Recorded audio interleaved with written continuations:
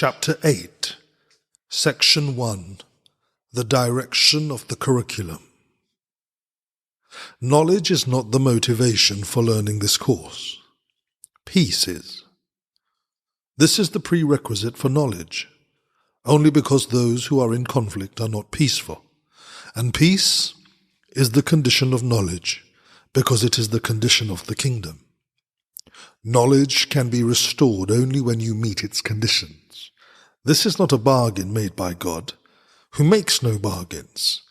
It is merely the result of your misuse of his laws on behalf of an imaginary will that is not his.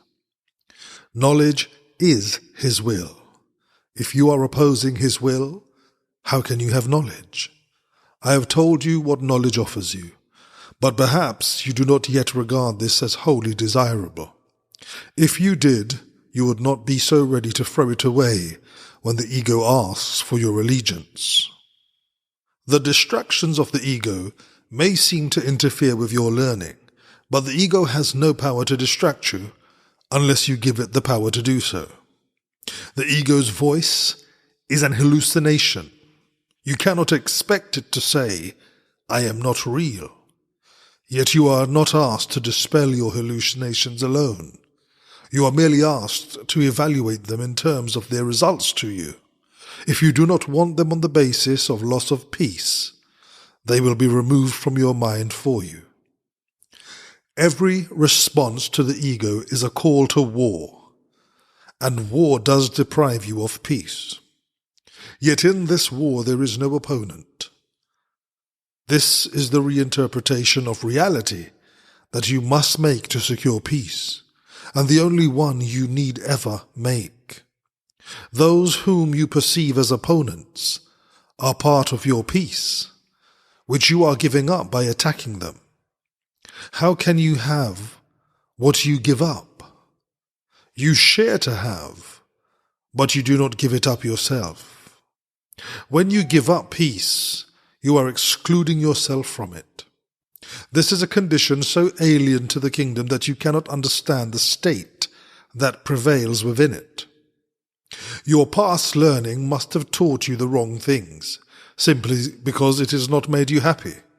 On this basis alone, its value should be questioned.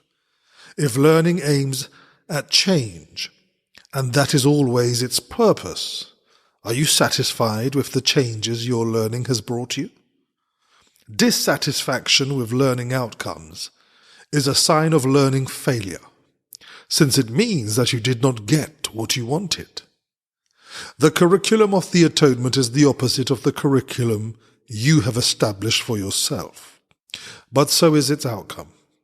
If the outcome of yours has made you unhappy, and if you want a different one, a change in the curriculum is obviously necessary.